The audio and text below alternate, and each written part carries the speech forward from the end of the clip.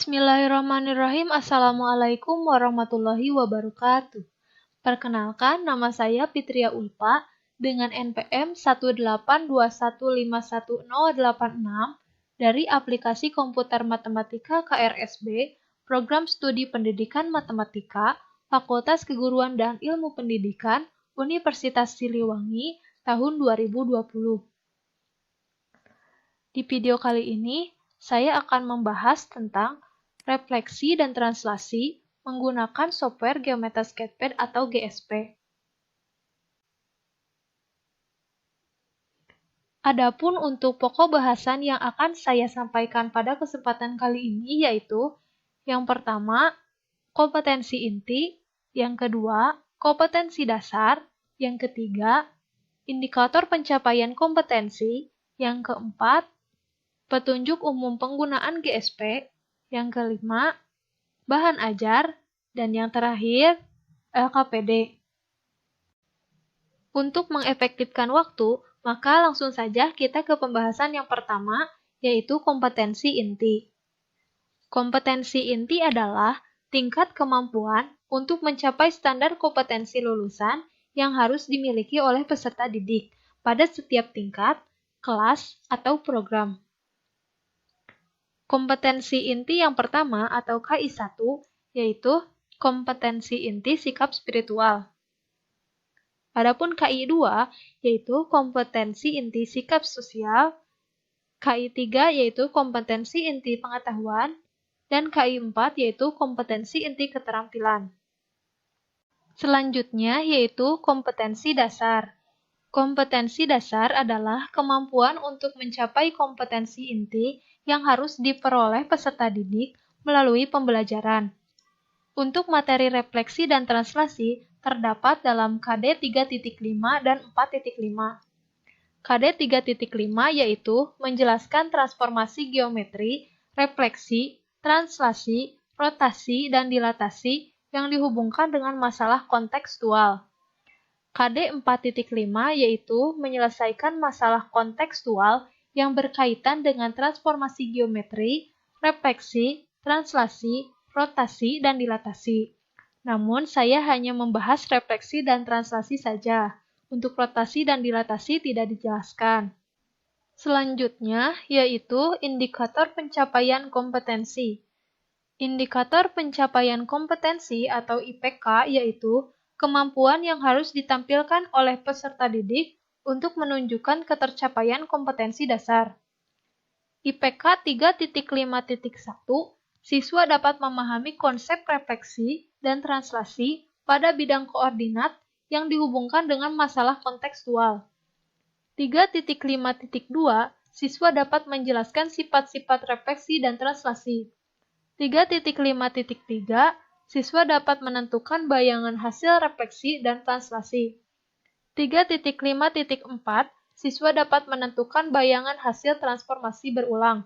Maksud berulang di sini bisa direfleksikan 2 kali, bisa translasi 2 kali, ataupun gabungan dari refleksi dan translasi. 4.5.1, siswa dapat menyelesaikan masalah kontekstual yang berkaitan dengan translasi. 4.5.2, siswa dapat menyelesaikan masalah kontekstual yang berkaitan dengan refleksi. Selanjutnya yaitu petunjuk umum penggunaan GSP. Petunjuk penggunaan GSP yang biasa digunakan dalam materi translasi dan refleksi adalah sebagai berikut. Untuk lebih jelasnya, kita dapat mempraktekkan langsung di software GSP. Kita buka dulu aplikasi GSP. Kemudian, kita salin langkah-langkahnya.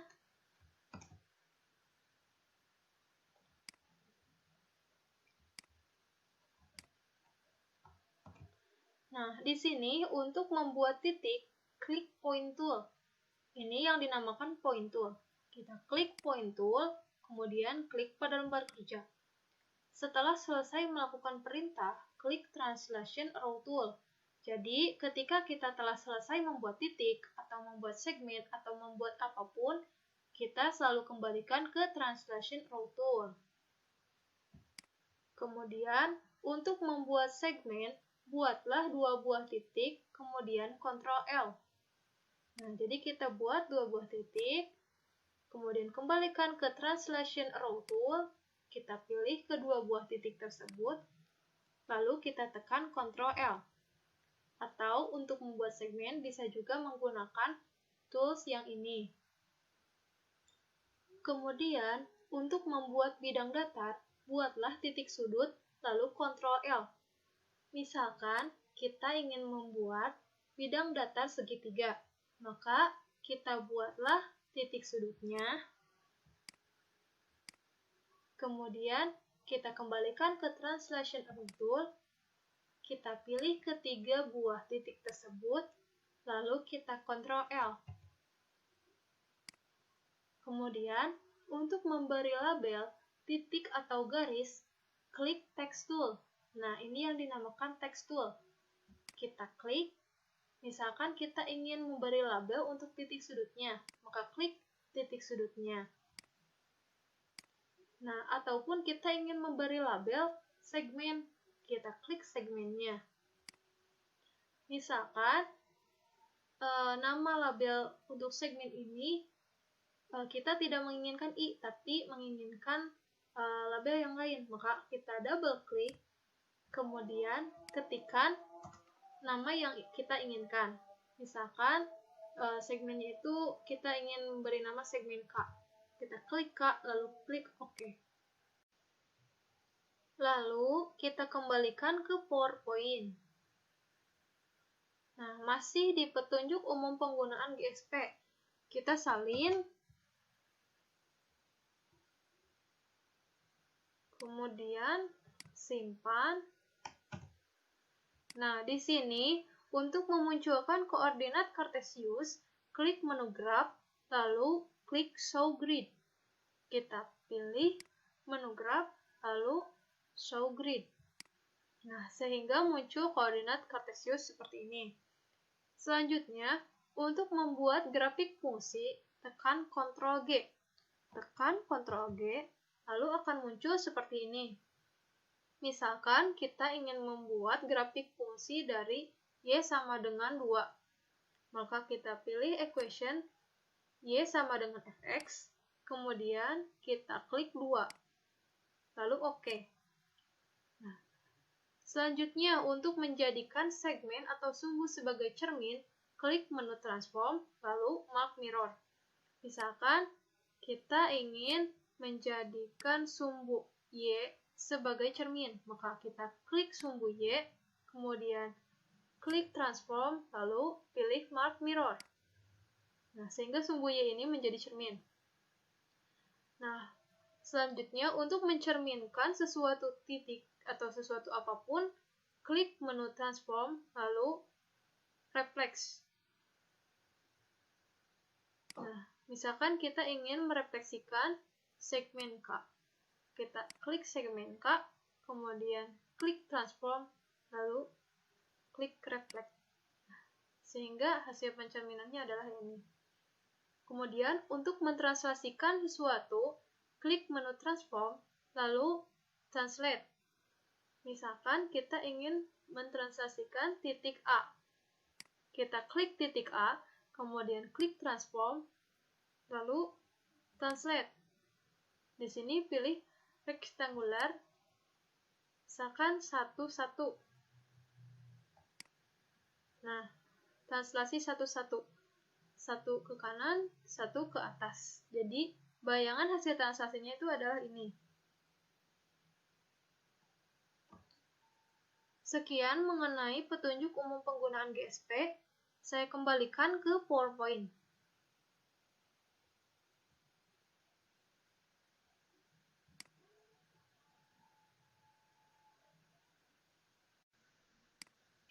Selanjutnya yaitu bahan ajar dengan materi refleksi. Untuk bahan ajar materi refleksi ini, saya menyajikan 3 permasalahan, yang mana masing-masing permasalahan memiliki 1 buah konstruksi. Langsung saja ke permasalahan 1. Ingatkah kalian saat di depan cermin, Pada saat mendekati cermin, tampak bayangan kalian juga mendekati cermin. Ketika kalian bergerak menjauhi cermin, maka bayangannya juga ikut menjauhi cermin. Pernahkah kalian berpikir, kenapa hal tersebut dapat terjadi? Setelah disajikan permasalahan satu, maka siswa harus menjawab beberapa pertanyaan. Di antaranya yaitu 1. Ketika kalian bercermin, apakah kita membutuhkan suatu media atau alat? Jika ada, apa medianya? Kemudian kedua, apakah tanpa media kita bisa melakukan pencerminan atau refleksi? Kemukakan alasannya. Kemudian yang ketiga, setelah menyimak ilustrasi di atas, maksudnya yaitu permasalahan 1, dan menjawab pertanyaan nomor 1 dan 2, simpulkanlah apa definisi refleksi atau pencerminan menurut kalian. Kemudian yang keempat, apakah bayangan kalian ketika bercermin berbeda bentuk dan ukuran dengan wujud asli kalian? Kemudian nomor 5, apakah sama jarak antara wujud asli ke cermin dengan bayangan ke cermin? Yang keenam, jika jawaban nomor 4 dan 5 merupakan sifat-sifat refleksi, jelaskanlah apa saja sifat-sifat refleksi. Nah, dengan memahami permasalahan dan menjawab pertanyaan-pertanyaan tersebut, akhirnya siswa dapat menemukan sendiri dari definisi dan sifat-sifat refleksi. Agar dapat memahami konsep dan sifat-sifat refleksi lebih lanjut, ikutilah konstruksi berikut ini. Konstruksi 1. Refleksi titik di luar cermin. Terdapat A dengan koordinat 4,6, refleksikanlah titik tersebut terhadap sumbu X, sumbu Y, titik asal atau garis Y sama dengan negatif X, garis X sama dengan 2, garis Y sama dengan 2, dan garis Y sama dengan X. Pertama, kita buka aplikasi Geometry Sketchpad terlebih dahulu.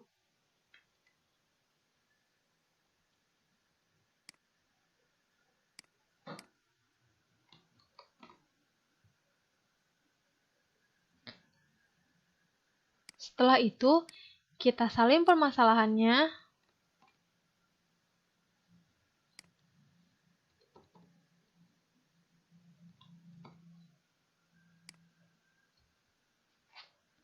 Setelah itu, kita kerjakan sesuai dengan langkah-langkah yang ada dalam bahan ajar. Adapun langkah-langkahnya adalah ini. Kita kembali ke GSP. Nah, seperti yang telah dijelaskan dalam bahan ajar, yang harus kita lakukan selanjutnya yaitu klik grab, lalu pilih show grid, kemudian pilih snap point. Setelah itu, kita buat titik dengan koordinat 4,6 dengan cara klik point tool, kemudian kita buat di koordinat 4,6. Setelah itu, titik tersebut diberi nama titik A, yaitu klik text tool, lalu klik titiknya. Kemudian, kita kembalikan ke translation arrow tool. Lalu, titik tersebut, titik A ini direfleksikan terhadap sumbu X. Jadi, sumbu X sebagai cermin. Kita klik sumbu X, kemudian klik transform, lalu mark mirror. Setelah itu, kita klik titik A, kemudian transform, reflect. Nah, ini adalah bayangan titik A yang telah direfleksikan terhadap sumbu X. Setelah itu, bayangannya diberi label agar tidak tertukar. Nah, karena bayangannya ini telah direfleksikan terhadap sumbu X, maka kita namai A aksen X. Nah, setelah direfleksikan terhadap sumbu X, kemudian direfleksikan terhadap sumbu Y. Artinya, kita jadikan Y ini sebagai cermin. Klik sumbu Y, kemudian klik transform, lalu mark mirror. Kita refleksikan titik A. Klik titik A, transform, kemudian reflect. Nah, lalu beri label. A aksen Y. Kemudian, terhadap titik asal atau garis, Y sama dengan negatif X. Nah, karena terhadap garis, kita harus membuat dulu garisnya, yaitu dengan cara tekan Ctrl G, kemudian pilih equation, Y sama dengan fx, kemudian kita pilih negatif X. Oke, nah ini garis Y sama dengan negatif X. Nah, karena dalam GSP ini garis tidak bisa dijadikan cermin, maka kita harus membuat suatu segmen yang berada dalam garis Y sama dengan negatif X ini. Kita klik point tool, kita buat titik dalam garis, kemudian kita jadikan segmen dengan cara klik kedua titik tersebut, lalu tekan Ctrl L. Setelah itu, barulah segmen ini dijadikan cermin. Transform Map Mirror. Lalu titik A direfleksikan terhadap garis atau segmen yang berada dalam garis Y sama dengan negatif X. Nah, ini bayangannya. Bayangannya diberi label sama dengan Y sama dengan negatif X, agar mudah dalam mengenalinya. Kemudian, terhadap garis X sama dengan 2, Ctrl G, kemudian karena X sama dengan, jadi kita pilih yang X sama dengan. Lalu kita klik 2. Oke. Nah, lalu kita buat segmennya.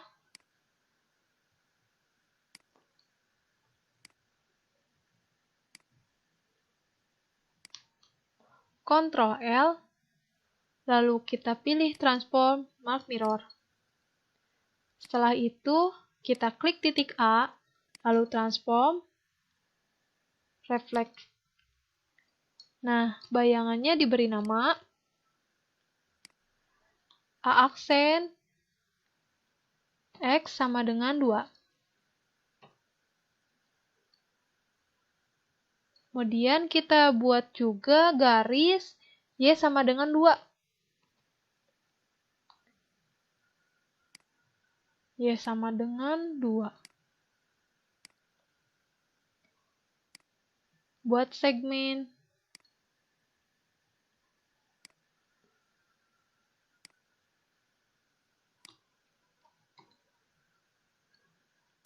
Transform lalu Map Mirror.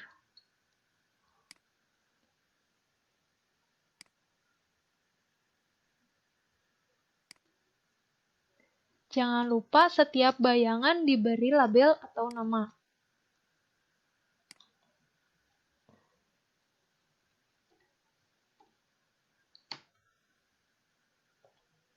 Kemudian yang terakhir, garis Y sama dengan X.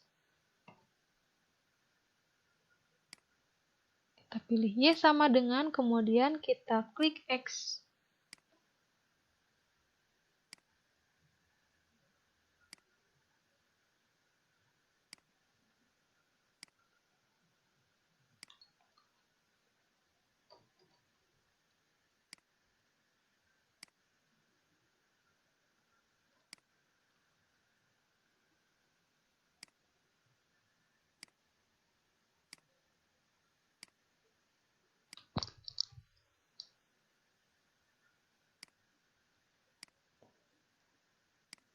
Nah, jangan lupa bayangan diberi label.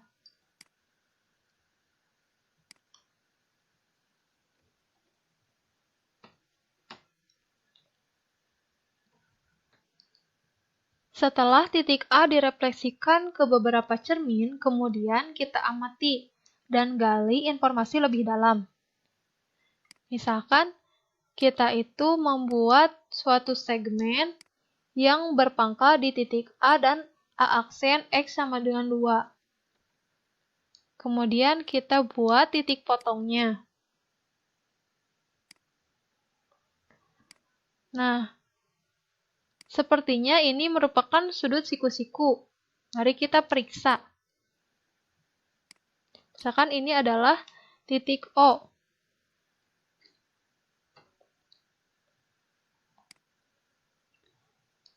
Untuk mengecek sudut, kita klik titik A, lalu titik O, kemudian titik yang ini. Kita pilih menu Measure, kemudian pilih Angle. Nah, ternyata sudutnya itu 90 derajat. Berarti yang ini juga 90 derajat. Ini 90, ini 90, karena sudutnya sama bentuknya. Kemudian kita cari informasi apakah jarak antara A ke O sama dengan O ke A aksen X sama dengan 2. Jadi, apakah jarak antara titik asal ke cermin sama dengan jarak antara bayangan ke cermin? Untuk membuktikannya, kita klik titiknya, kemudian kita pilih Measure, kemudian Distance. Nah, ternyata jaraknya itu adalah 2 cm. Kemudian kita buktikan dengan jarak bayangan ke cermin. Nah, ternyata jaraknya itu sama. Setelah mengerjakan di aplikasi atau software Geometry Sketchpad ini, kemudian siswa diberikan beberapa pertanyaan.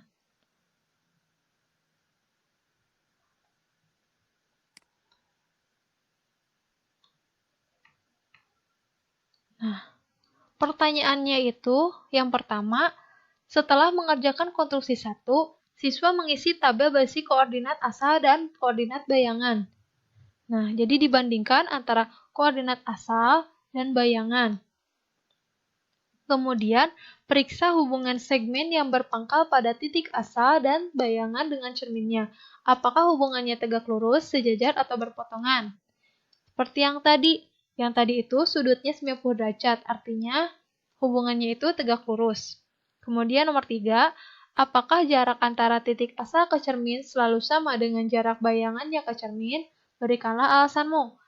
Nah, seperti yang tadi, jarak antara titik A ke titik O sama dengan jarak antara titik A aksen X sama dengan 2 ke titik O. Yakni sama-sama 2 cm. Kemudian nomor 4, jika jawaban nomor 2 dan 3 merupakan sifat-sifat refleksi, jelaskanlah sifat-sifat refleksi tersebut. Nah, dengan menjawab poin 2 dan 3, siswa dapat menentukan sifat-sifat refleksi. Kemudian nomor 5, analisislah jawaban nomor 2 pada tabel. Maksudnya jawaban nomor 1 ya. Dapatkah Anda menemukan suatu rumus untuk menemukan titik bayangannya? Kemudian nomor 6, berdasarkan hasil pengamatanmu, refleksi adalah apa? Untuk lebih jelasnya, terdapat dalam bahan ajar.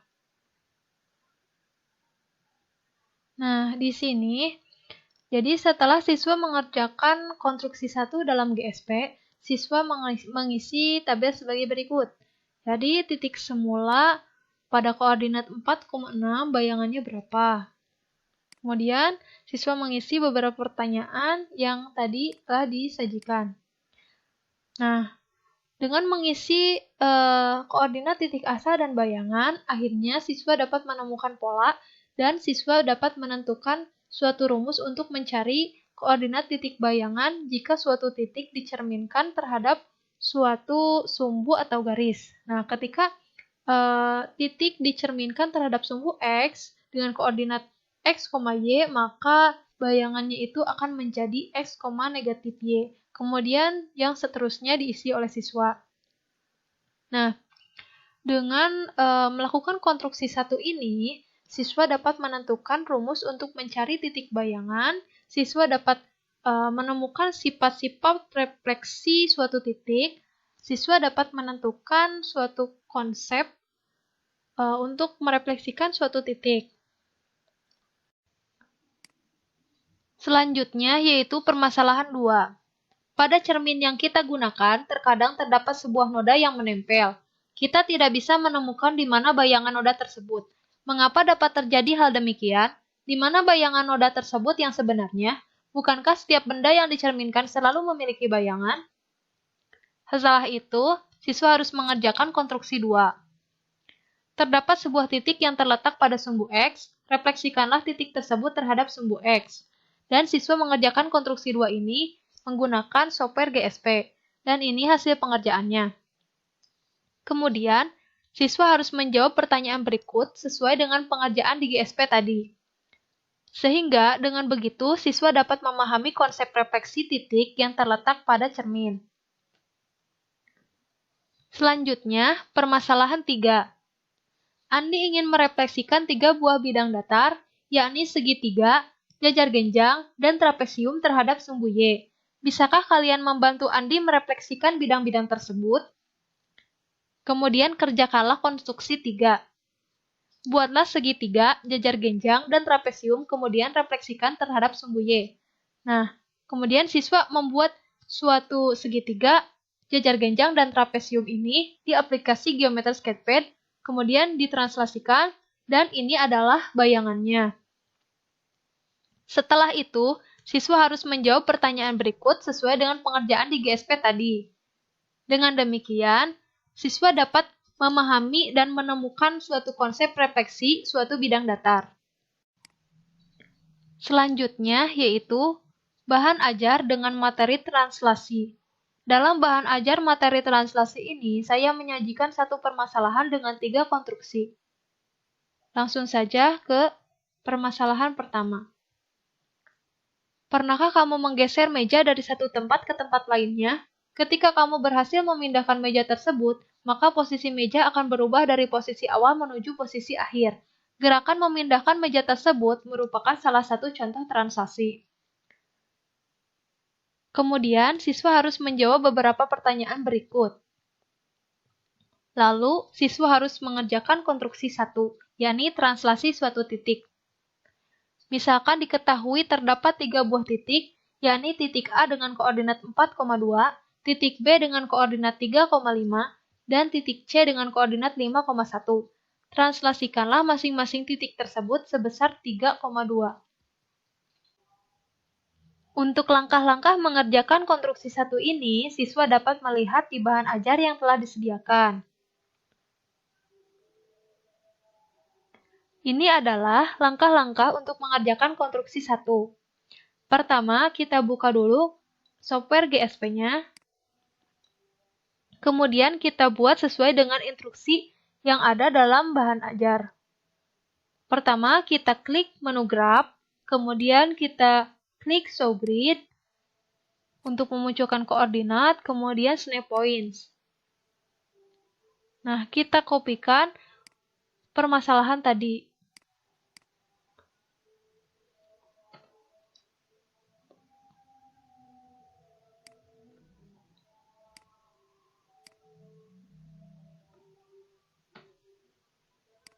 Nah, di sini terdapat 3 buah titik dengan koordinat sebagai berikut. Berarti kita buat dulu suatu titik, 3 buah titik, dengan cara klik point tool, kemudian kita buat pada koordinat 4,2, kemudian 3,5, dan 5,1. Setelah itu, kita beri label dengan cara klik text tool, kemudian klik titiknya. Ini adalah titik A, ini titik B, dan ini titik C. Setelah itu, kita pilih ketiga titik tersebut, kemudian kita klik menu transform, lalu translate. Nah, kita pilih rektangular. Nah, karena di sini 3,2, maka di sininya ketik 3 dan di vertikalnya 2. Klik translate. Nah, ini adalah bayangannya. Kemudian kita beri label bayangan tersebut. Nah, ini bayangan dari titik B, bayangan titik A, dan bayangan titik C. Nah, itu merupakan translasi dengan nilai-nilai positif. Nah, ini positif 3,2. Sekarang kita coba translasikan titik-titik tersebut dengan nilai-nilai negatif. Jadi kita pilih ketiga titik tadi yang ABC asal, kemudian kita klik transform, lalu translate. Nah, di sini misalkan besar translasi negatifnya itu negatif 5, negatif 3. Berarti di sininya negatif 5 dan di sini negatif 3. Klik translate. Nah, ini adalah bayangan titiknya.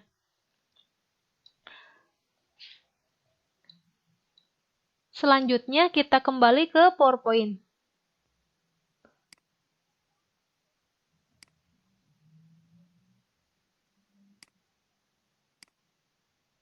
Nah, setelah siswa mengerjakan konstruksi tadi, siswa harus menjawab pertanyaan berikut sesuai dengan pengerjaan di GSP yang tadi. Nah, ini masih ke pertanyaannya. Nah, dengan melakukan konstruksi 1 di GSP dan juga menjawab pertanyaan-pertanyaan tersebut, siswa dapat menemukan dan memahami translasi suatu titik. Selain itu, siswa juga dapat menemukan rumus translasi. Selanjutnya yaitu konstruksi 2, yakni translasi suatu garis. Diketahui terdapat 3 buah garis yang tersedia, yakni garis K, X sama dengan 3, garis L, Y sama dengan 3, dan garis M, Y sama dengan 2X. Translasikan semua garis tersebut sebesar 7,4. Siswa kemudian mengerjakan konstruksi 2 ini di GSP, sesuai petunjuk di bahan ajar, dan hasil pengerjaannya adalah sebagai berikut. Garis asal adalah garis yang berwarna ungu, dan garis bayangan adalah garis yang berwarna merah. Ini adalah garis K, ini garis L, dan ini garis M. Nah, dari sini, siswa tahu bahwa garis bayangan selalu sejajar dengan garis asal. Ini adalah garis L, dan ini L aksen, sejajar. Ini adalah garis M, dan ini adalah garis M aksen, sejajar. Dan ini adalah garis L, dan ini L aksen, sejajar juga. Sehingga siswa mengetahui bahwa translasi suatu garis akan selalu sejajar. Setelah mengerjakan konstruksi 2, kemudian siswa harus menjawab beberapa pertanyaan yang sesuai dengan hasil pengerjaan tadi.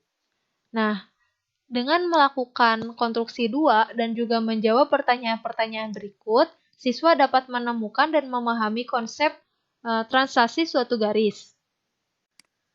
Selanjutnya yaitu konstruksi 3, translasi suatu bidang datar. Buatlah segitiga, jajar genjang, dan trapesium. Kemudian translasikan bidang-bidang tersebut sebesar negatif 7,3. Jadi, siswa pertama membuka aplikasi GSP, kemudian membuat segitiga. Lalu, segitiga ini diblok dan kemudian ditranslasikan sebesar negatif 7,3. Ini adalah bayangannya.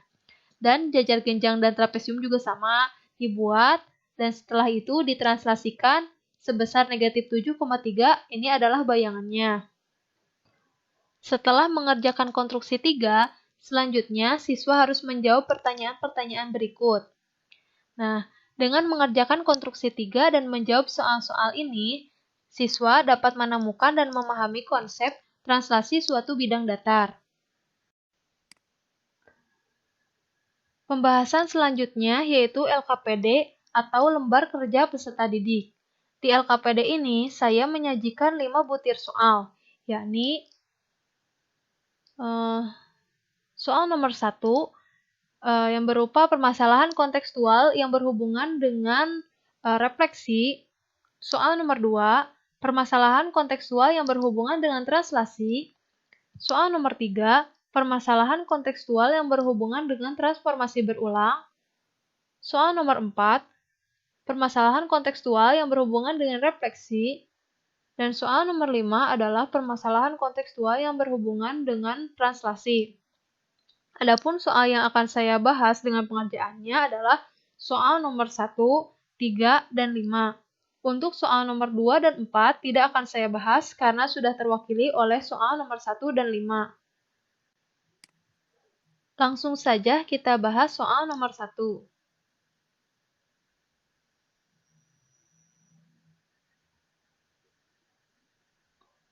Nah, soal nomor 1, jalan tol baru telah dibangun di dekat kota baru dan kota lama. Setelah itu, pemerintah berencana membuat jalan raya yang menghubungkan kota baru dan kota lama. Namun, jalan tersebut harus terhubung dengan jalan tol, sehingga pengguna jalan tol bisa masuk ke jalan raya. Tentukan lokasi persimpangan jalan tol dan jalan raya yang akan dibangun agar jalan raya tersebut memiliki panjang yang minimum. Gambarlah sketsa persimpangan dan jalan raya yang akan dibuat. Nah, dari soal tersebut kita pahami terlebih dahulu apa masalahnya dan apa yang dipermasalahkannya. Nah, di sini intinya terdapat kota baru dan kota lama. Nah, pemerintah akan membuat suatu jalan raya yang menghubungkan antara kota baru dan kota lama. Namun, jalan raya tersebut harus dihubungkan dengan jalan tol, sehingga pengguna jalan tol bisa masuk ke jalan raya. Nah, dan jalan raya yang akan dibangun itu harus memiliki panjang minimum. Nah, pertanyaannya, di manakah letak persimpangan dan jalan raya yang akan dibuat itu seperti apa? Harus digambar. Nah, setelah kita memahami permasalahannya, kita langsung buka saja software GSP-nya. Pertama, kita harus memunculkan dulu koordinat Cartesius dengan cara klik graph, kemudian klik show grid, kemudian klik snap points. Setelah itu, kita buat titik kota baru, yakni terletak pada koordinat misalnya 2,6. Kemudian, untuk kota lama, misalnya terdapat pada koordinat 7,2. Nah, setelah itu kita beri label. Dengan cara klik text tool, kemudian double klik. Nah, ini adalah kota baru.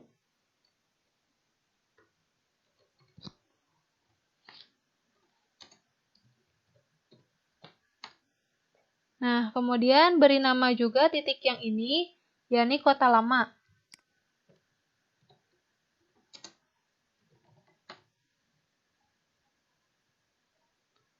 Setelah itu, kita buat jalan tolnya.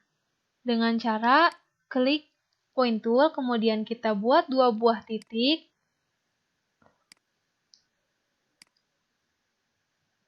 Kemudian Ctrl L.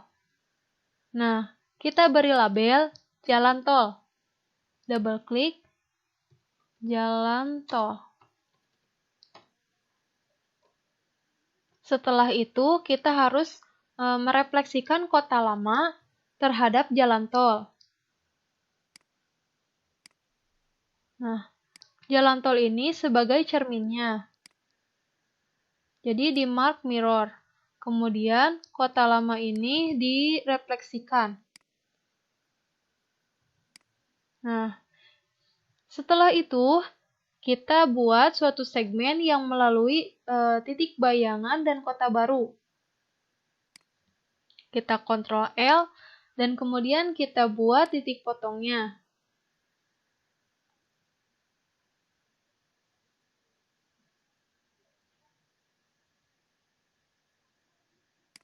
Nah, itu adalah titik potongnya. Nah, setelah itu kita buat juga suatu segmen yang melalui titik potong ini dengan kota lama. Nah, kemudian kita Ctrl L. Dan kita buat juga segmen antara persimpangan ini dengan kota baru. Nah, karena ini merupakan suatu bayangan dan tidak ada dalam aslinya, maka kita bisa menyembunyikannya dengan cara diklik dan juga titiknya, kemudian tekan Ctrl H. Nah, jadi jawabannya itu adalah ini. Jadi gambar jalan raya yang akan dibangun adalah Dari sini ke sini, kemudian ke sini. Dan letak persimpangannya adalah ini. Untuk soal nomor 1 telah selesai, kemudian lanjut kita bahas soal nomor 3.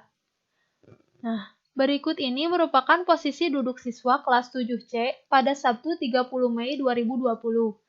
Selaku wali kelas, Bu Ani menerapkan peraturan mengenai posisi duduk siswa. Peraturan tersebut diantaranya yaitu, setiap minggu, siswa pada lajur ke-1 bertukar posisi dengan siswa pada lajur ke-6. Siswa pada lajur kedua bertukar posisi dengan siswa pada lajur ke-5. Dan siswa pada lajur ke-3 bertukar posisi dengan siswa pada lajur ke-4.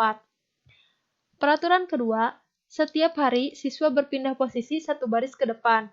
Adapun siswa yang berasal dari posisi paling depan berpindah posisi ke paling belakang. Pertanyaannya, pada Selasa 2 Juni 2020, posisi duduk Hafiz dan Wawan adalah? Nah, pertama kita pahami dulu permasalahannya, bahwa di sini adalah posisi duduk siswa tanggal 30 Mei. Kemudian, terdapat suatu peraturan bahwa setiap minggu, lajur ke-1 bertukar dengan lajur ke-6, lajur kedua dengan lajur ke-5, dan lajur ke-3 bertukar dengan lajur ke-4. Nah, ini merupakan suatu konsep refleksi, yang mana letak cerminnya itu terdapat di tengah-tengah ini. Kemudian, peraturan kedua, yang mana setiap siswa harus berpindah posisi satu baris ke depan setiap harinya. Artinya, setiap hari siswa melakukan translasi sebesar 0,1. Nah, adapun di sini, yaitu Sabtu menuju Selasa. Berarti, dari Sabtu ke Selasa ini, siswa masuk sekolah sebanyak 2 hari. Artinya, semua siswa ini melakukan translasi sebesar 0,2. Jadi, setelah direfleksikan terhadap cermin yang ini, yang di tengah, kemudian nanti ditranslasikan sebesar 0,2. Nah, setelah kita memahami permasalahannya, maka kita langsung saja buka software GSP. Kita buka dokumen baru dengan cara tekan Ctrl N, kemudian kita tampilkan koordinat Cartesius. Graph, show grid, kemudian klik snap points. Nah, kita buat tempat duduk Wawan itu, posisi tempat duduk Wawan dan Hafiz. Nah, kita lambangkan saja dengan titik. Untuk posisi duduk Wawan, yaitu pada koordinat 3,3, dan untuk posisi duduk Hafiz, yaitu pada koordinat 6,2. Kita beri label, ini posisi duduk Wawan.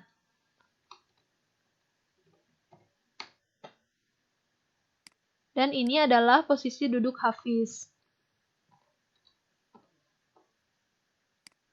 Setelah itu, kita buat cerminnya.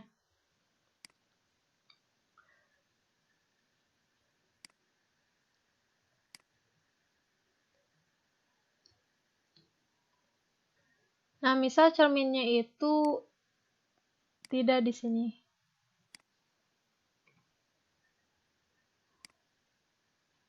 Nah, ini untuk cerminnya. Kita buat segmen. Nah, ini cermin. Karena cermin, maka klik transform lalu mark mirror. Kemudian, Wawan dan Hafiz ini karena setiap minggu melakukan perpindahan, pertukaran, yang mana itu merupakan suatu refleksi, jadi kita refleksikan. Nah, ini adalah bayangannya, bayangan Hafiz dan Wawan.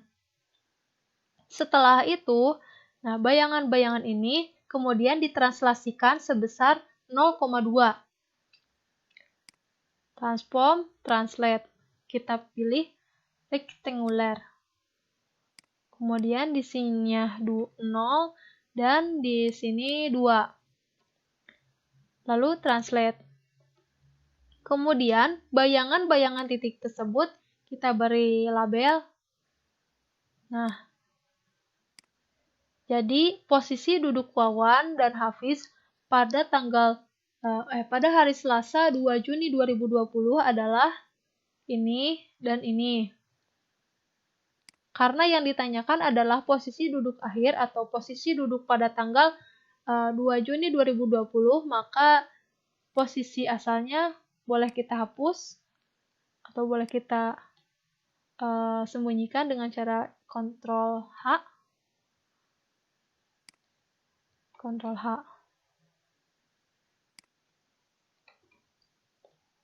Nah, jadi posisi akhirnya seperti ini.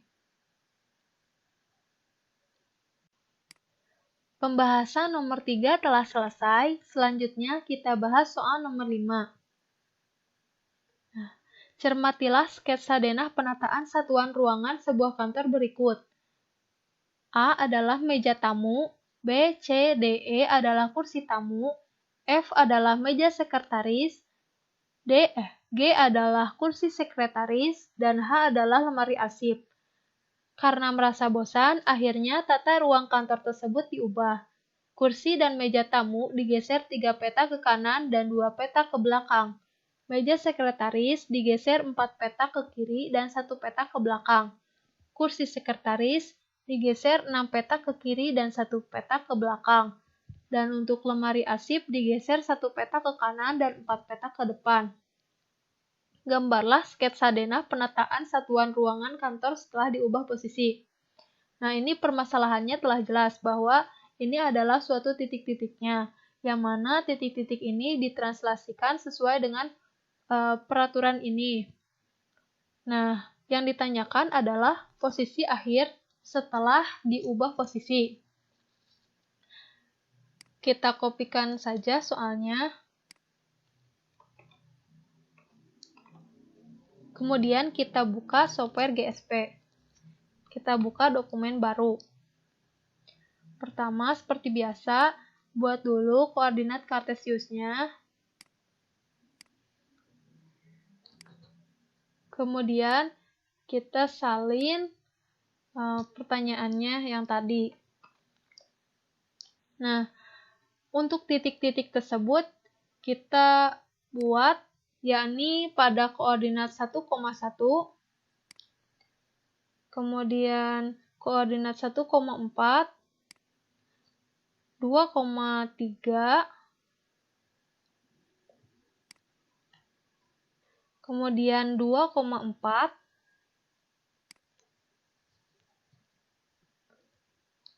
kemudian pada koordinat 2,5, kemudian pada koordinat 3,4,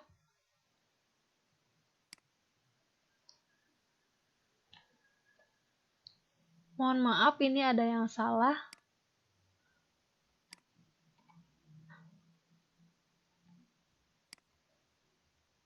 Nah, pada koordinat ini, kemudian untuk meja sekretarisnya pada koordinat 5,4 dan kursinya yaitu 6,4. Setelah membuat titik, kita beri label sesuai dengan soal tadi. Ini adalah titik A, kemudian titik B, C, D, dan E. Kemudian ini F, dan ini G, dan ini H. Kemudian kita translasikan sesuai dengan soal. Nah, di sini kursi dan meja tamu digeser 3 peta ke kanan dan 2 peta ke belakang. Artinya translasinya itu 3,-2. Kita klik titiknya.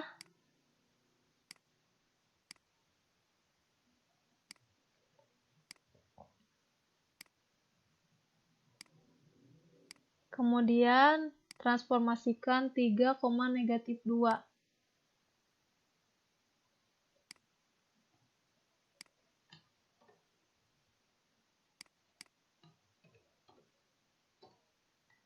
Nah, langsung saja kita beri label.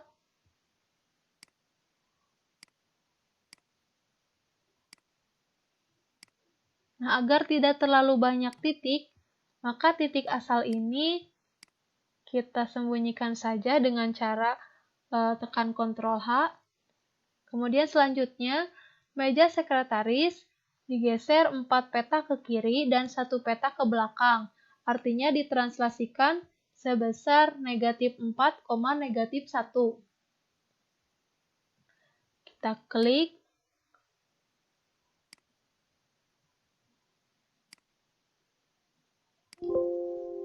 Negatif 4, negatif 1. Nah, kemudian kita sembunyikan titik asalnya. Mohon maaf. Kita beri label dulu. Kita beri label. Setelah itu kita sembunyikan titik asalnya. Kemudian, kursi sekretaris digeser 6 peta ke kiri dan 1 peta ke belakang. Artinya ditranslasikan negatif 6, negatif 1.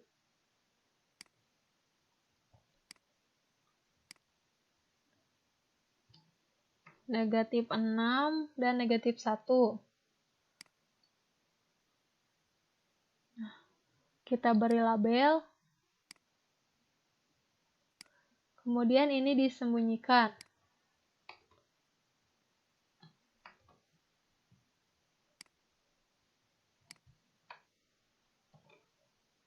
Kemudian yang terakhir, lemari arsip digeser 1 peta ke kanan dan 4 peta ke depan. Jadi ditranslasikan sebesar 1,4.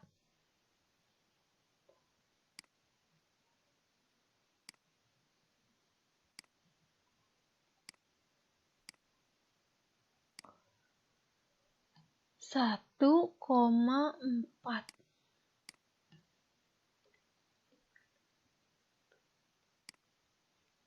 Nah, kemudian bayangannya diberi label.